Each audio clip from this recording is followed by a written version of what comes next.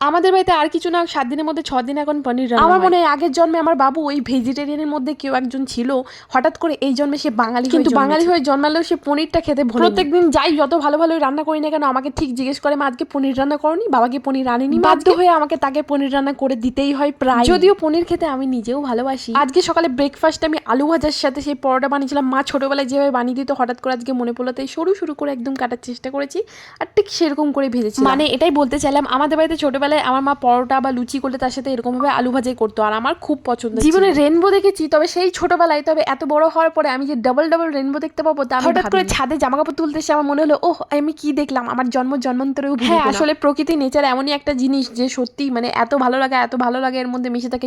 দেখে আমি পড়তে বসিয়ে মানে বাবা ছেলেকে পড়তে বসিয়েছিল আর আমি গেছিলাম উপরে।